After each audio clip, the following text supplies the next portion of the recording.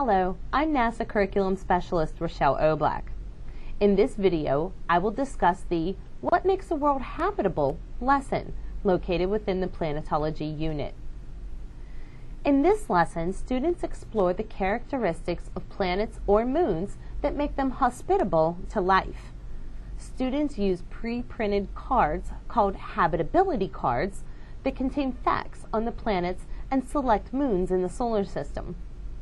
Included in the lesson is a highly recommended math extension. The activity is called What Makes a World Habitable? It is activity number 3 in the Astrobiology in Your Classroom Educator Guide, Life on Earth and Elsewhere, located on page 23. Teachers need to prepare the cards for the class ahead of time. Print the habitability cards on heavy cardstock paper.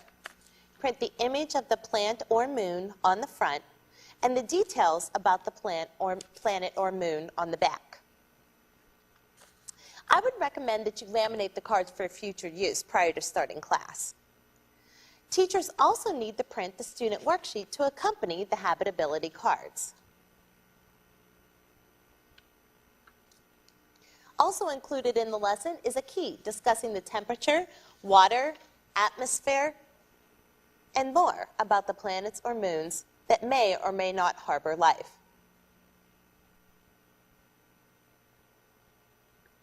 You can hand these out to students or create a large classroom poster of the requirements for students to reference when completing the activity. Begin with the class discussion. Ask students, what makes a planet or moon a good home for living things? Record all answers in a central location. Also, review the requirements for life such as food, water, protection from radiation, suitable temperatures, and so on. Students work to sort the habitability cards based on the requirements for life as they fill in their worksheet. Once they complete this portion of the activity, I highly recommend you complete the math extension activity. While sorting the cards, students learn that the distance from the sun affects the habitability of a planet or moon. At certain distances, sunlight is too dim to be a viable energy source. You can demonstrate this simply by holding a flashlight or a light source at a distance. Light closer up, light further away. As it gets further away, the light is more dispersed. It's the same idea when you sit by a campfire for warmth, you wouldn't want to sit too far away.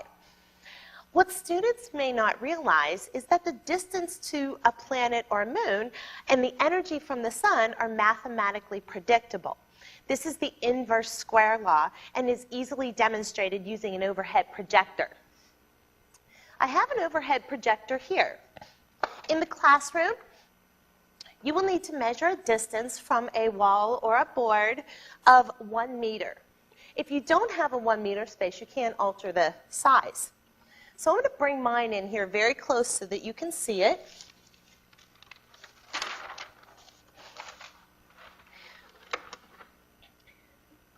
And assuming that I have my projector placed at 1 meter away from the board or wall, I am now going to trace the illuminated portion, making a square. You'll repeat this procedure 2 more times, each time moving the projector back twice the original length. So you will go to 2 meters, 4 meters, and so on. And you can repeat this as much room as you have.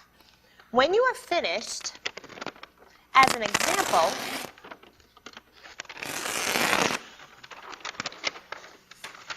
you now have the data that you could use to calculate the inverse square law.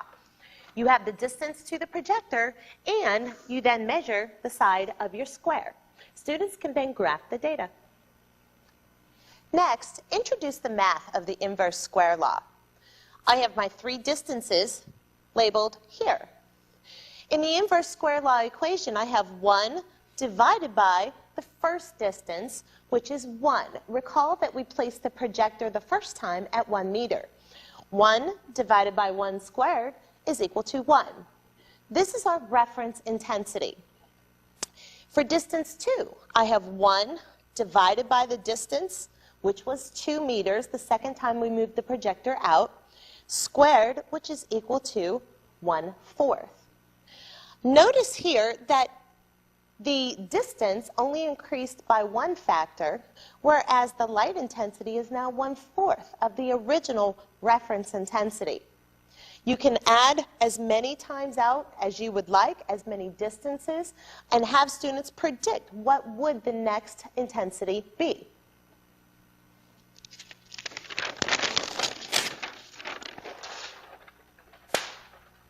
Next, students need to use the light intensity of Earth, which is a known quantity, 1,370 watts per meter squared. Again, this is our reference intensity. You will take that number and complete an example for students. We're going to do Mercury. Mercury is 0.39 AU, or astronomical units, from the sun. Recall that 1 astronomical unit is actually the average distance from the Earth to the sun of 93 million miles. Substitute the information into the equation. 1 divided by 0.39 AU is equal to 6.575, or roughly 657.5%. That means that the light intensity on Mercury is 6.5 times the intensity of light to our reference point, which is Earth. You can use this information then to complete another calculation.